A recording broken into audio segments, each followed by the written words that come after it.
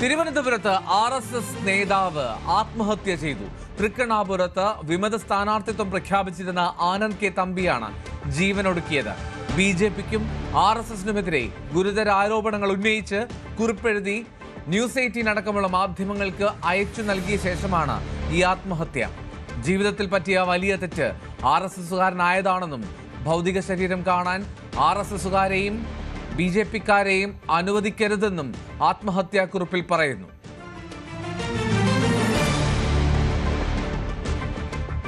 RSS പ്രവർത്തകന്റെ ആത്മഹത്യ ദൗർഭാഗ്യകരമാണെന്ന് BJP സംസ്ഥാന അധ്യക്ഷൻ രാജീവ് ചന്ദ്രശേഖർ. കാര്യങ്ങൾ പരിശോധിക്കാൻ ജില്ലാ പ്രസിഡന്റിന് നിർദ്ദേശം നൽകിയിട്ടുണ്ടെന്ന് രാജീവ് ചന്ദ്രശേഖർ പറഞ്ഞു.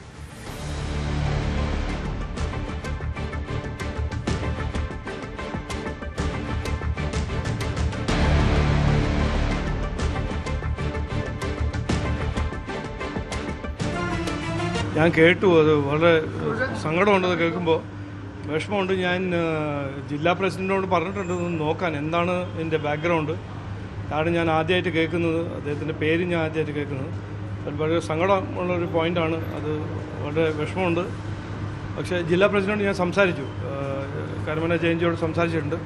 നോക്കട്ടെ, എന്നിട്ട് ഞാൻ നോക്കണം. ആനന്ദ് കെ തമ്പി BJP പ്രവർത്തകനല്ലെന്നും സ്ഥാനാർത്ഥി നിർണയത്തിൽ ഇയാളുടെ പേര് വന്നിട്ടില്ല എന്നുമാണ് BJP ജില്ലാ പ്രസിഡന്റ് കരമന ജയന്റെ പ്രതികരണം. വർഷങ്ങൾക്ക് മുൻപ് ഇയാൾ RSS പ്രവർത്തകനായിരുന്നു. സംഭവത്തിൽ ദുഃഖമുണ്ട്, പക്ഷേ ആരോപണവുമായി ബന്ധമില്ല എന്നാണ് പ്രതികരണം. അല്ല, അത് ആ സ്ഥാനാർത്ഥി ലിസ്റ്റിൽ അയാളുടെ പേര് വന്നിട്ടില്ല. പിന്നെ BJPയിൽ അയാൾ പ്രവർത്തിച്ചിട്ടുമില്ല. വർഷങ്ങൾക്ക് മുമ്പാണ് RSSന്റെ പ്രവർത്തകനായിരുന്നു. ഇപ്പോൾ അടുത്ത കാലങ്ങളിലൊന്നും RSSുമായിട്ട് യാതൊരു ബന്ധമില്ല. അതെന്ത് സംഭവിച്ചെന്ന് എനിക്ക് അറിയില്ല. കാരണം അദ്ദേഹത്തിൻ്റെ വേർപാട് തീർച്ചയായിട്ടും അത് കുടുംബത്തിലും നമുക്കെല്ലാവർക്കും ദുഃഖമുണ്ട്. പക്ഷെ അത് ഇതുമായി ബന്ധപ്പെട്ട് കണക്ട് ചെയ്യുന്നതിന് യാതൊരു അർത്ഥവുമില്ല. കാരണം അദ്ദേഹം ഒരു BJP പ്രവർത്തകനായിരുന്നിട്ടല്ലേ BJP സ്ഥാനാർത്ഥിയാവേണ്ടത്. BJPയുടെ ഒരു ചുമതലയിലും ഇതുവരെ വഹിച്ചിട്ടില്ല. VV അരുൺ കൂടുതൽ വിവരങ്ങൾ നൽകും. അരുൺ, അപ്പോൾ BJP ജില്ലാ നേതൃത്വവും സംസ്ഥാന അധ്യക്ഷനുമൊക്കെ പറഞ്ഞതുപോലെ കേട്ടറിഞ്ഞ ഒരു പേര് മാത്രമായിരുന്നു ഇദ്ദേഹം. ഈ സ്ഥാനാർത്ഥിത്വം ലഭിക്കുമെന്നുള്ള ഒരു പ്രതീക്ഷ ഉണ്ടായിരുന്നു ഇദ്ദേഹത്തിന്?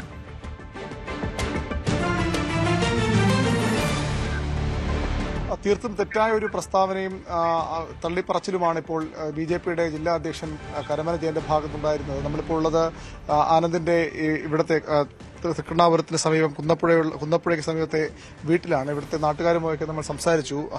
സജീവ BJP പ്രവർത്തകനാണ് ആനന്ദ്. മാത്രവുമല്ല BJPയുടെ ഇവിടുത്തെ പ്രാദേശിക ഗ്രൂപ്പുകളിലും ഇവിടെ BJPയുടെ പ്രവർത്തകരായി പ്രധാനമായി വരുന്ന രണ്ടുപേരിൽ ഒരാൾ ആനന്ദാണെന്ന് തന്നെയാണ് നാട്ടുകാർ പറയുന്നത്. ഇവിടെ മത്സരിക്കാൻ തയ്യാറാണെന്ന് BJPയുടെ പ്രാദേശിക വാട്സാപ്പ് കൂട്ടായ്മകളിൽ ഇദ്ദേഹം പറഞ്ഞു. ഒരു ഘട്ടത്തിൽ സ്ഥാനാർത്ഥിയായി പ്രഖ്യാപിക്കുകയും ചെയ്തു. അപ്പോൾ ചില ആളുകൾ എതിർപ്പുമായി വന്നു. അതിനുശേഷമാണ് ആ വാട്സാപ്പ് ഗ്രൂപ്പിൽ പൊതുഗ്രൂപ്പിലിടാതെ മറ്റുള്ള ആളുകൾക്ക്, ഇവിടുത്തെ ഓരോ പ്രദേശത്തെ ആളുകൾക്കും താൻ മത്സരിക്കാൻ ഒരുങ്ങുന്നു എന്ന തരത്തിലുള്ള സന്ദേശം ഇദ്ദേഹം അയച്ചു തുടങ്ങിയത്. ഇന്ന് രാവിലെ ഉച്ചയ്ക്ക് ഏതാണ്ട് അരമണിക്കൂറോളം ഞാൻ ആനന്ദുമായി നേരിട്ട് സംസാരിച്ചിരുന്നു. അപ്പോഴും BJPയുമായുള്ള ബന്ധം, RSSുമായുള്ള ബന്ധമൊക്കെ വളരെ കൃത്യമായി ആനന്ദ് പറഞ്ഞിരുന്നു. ഇന്നലെ പക്ഷേ ആനന്ദ് ശിവസേനയിൽ ചേർന്നു എന്ന തരത്തിലുള്ള ചില വിവരങ്ങൾ വരുന്നുണ്ട്. പക്ഷെ അതിനൊരു സ്ഥിരീകരണം കിട്ടുന്നില്ല. ഒരു കാരണവശാലും ഇതിൽ നിന്ന് സംഘടന വിട്ടുപോകാൻ താല്പര്യമില്ലെന്നാണ് എന്നോട് ആനന്ദ് അവസാനം സംസാരിക്കുമ്പോഴും പറഞ്ഞത്. BJPയുടെ ജില്ലാ അധ്യക്ഷൻ പറഞ്ഞ പൂർണ്ണമായും കളവ് എന്ന് ഇവിടെ വന്ന് സംസാരിക്കുമ്പോൾ നമുക്ക് മനസ്സിലാക്കാൻ കഴിയുന്നുണ്ട്. വർഷങ്ങളായി RSSന് സജീവ പ്രവർത്തകൻ, പ്രദേശത്തെ BJPയുടെ പ്രവർത്തകനൊക്കെ തന്നെയായിരുന്നു ആനന്ദ്. ആനന്ദിനെ പൂർണ്ണമായും തള്ളിപ്പറയുന്ന നിലപാടാണ് BJP ഇപ്പോൾ സ്വീകരിക്കുന്നത്. പക്ഷേ നേതൃത്വത്തിന് രൂക്ഷ വിമർശനം, തന്റെ വീട്ടിലേക്ക് വരാനോ തന്റെ മൃതദേഹം കാണാനോ ഇവരെ സമ്മതിക്കുന്നതടക്കമുള്ള അതീവ ഗുരുതരമായ വിമർശനം കൂടി അടങ്ങുന്ന ആത്മഹത്യാ കുറിപ്പാണ് ഇന്ന് 4/18 ഞാൻ ഉൾപ്പെടെയുള്ള ചില മാധ്യമപ്രവർത്തകർക്ക് ആനന്ദ് അയച്ചു തന്നത്. അതിലും വളരെ കൃത്യമായി പാർട്ടിയോടുള്ള RSS എന്ന സംഘടനയോടുള്ള ബന്ധമൊക്കെ ആനന്ദ് വ്യക്തമാക്കിയിട്ടുണ്ട്. ഏതായാലും ആനന്ദിന്റെ മരണത്തിൽ പോലീസ് സ്വാഭാവികമായിട്ട് കേസുണ്ട്, കേസെടുത്തിട്ടുണ്ട്. ഇപ്പോൾ നമ്മൾ കാണുന്ന വീടിന്റെ ഷെഡിലാണ് ആനന്ദിനെ ഇന്ന് മരിച്ച നിലയിൽ കണ്ടെത്തിയത്. ഈ വാട്സാപ്പ് സന്ദേശം വന്ന അടിസ്ഥാനത്തിൽ പോലീസ് എത്തിയതിനു മുമ്പ് തന്നെ നാട്ടുകാരും ചില പ്രവർത്തകരും RSSന്റെ പ്രവർത്തകരും ഇവിടെ വന്ന് പരിശോധിക്കുമ്പോഴാണ് ഷെഡിൽ മരിച്ച നിലയിൽ തൂങ്ങിയ നിലയിൽ ആനന്ദിനെ കണ്ടെത്തുന്നത്. ഇവിടെ നിന്ന് ആശുപത്രിയിലേക്ക് SK ആശുപത്രിയിലേക്ക് കൊണ്ടുപോയി. പക്ഷേ ജീവൻ രക്ഷിക്കാൻ കഴിഞ്ഞില്ല. ഈ സീറ്റ് ലഭിക്കാത്തതിന്റെ വിഷമവും അതുപോലെ തന്നെ എല്ലാവരും ഒറ്റപ്പെടുത്തുന്ന വിഷമവും കാരണം തന്നെയാണ് ആനന്ദ് ആത്മഹത്യ ചെയ്തതെന്നാണ് ഇപ്പോൾ പോലീസിന് ലഭിക്കുന്ന വിവരവും വാട്സാപ്പ് സന്ദേശത്തിൽ വ്യക്തമാകുന്ന കാര്യവും അതുതന്നെയാണ്. ഏതായാലും ഈ BJPയുടെ നേതൃത്വം ഇപ്പോൾ തള്ളി പറയുന്നു. പക്ഷേ കൂടുതൽ നേതാക്കളുടെ പ്രതികരണം വരേണ്ടിയിരിക്കുന്നു. ശിവൻകുട്ടിയെ പോലെ BJPയുടെ ജില്ലയിലെ പ്രധാനപ്പെട്ട നേതാക്കളൊക്കെ ആശുപത്രിയിൽ ആനന്ദിന്റെ മൃതദേഹം കാണാൻ എത്തിയിരുന്നു. ഏതാണ്ട് ആഴ്ചകൾക്ക് മുമ്പ് സമാനമായി ആത്മഹത്യ ചെയ്ത BJPയുടെ കൌൺസിലർ തിരുമല അനിലിന്റെ അടുത്ത ബന്ധു കൂടിയാണ് ആനന്ദ്. ആനന്ദിന്റെ ഭാര്യ അനിലിന്റെ അടുത്ത ബന്ധുവാണ്. വീടും അധികം ദൂരമല്ല.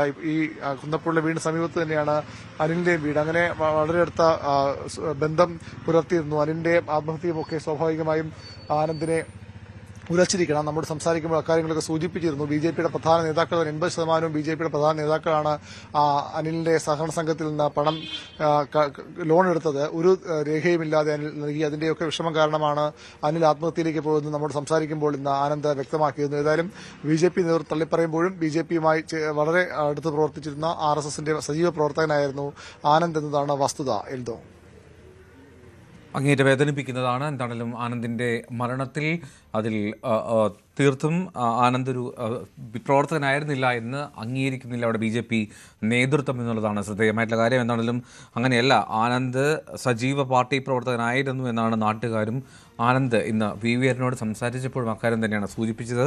ഈ പാർട്ടിയിൽ തന്നെ നിൽക്കാനാണ് ആഗ്രഹമെന്നും ആനന്ദ് പറയുന്നു. VVR ആനന്ദിന്റെ വീടിന് മുന്നിൽ നിന്നാണ് ചേർന്നത്. തത്സമയം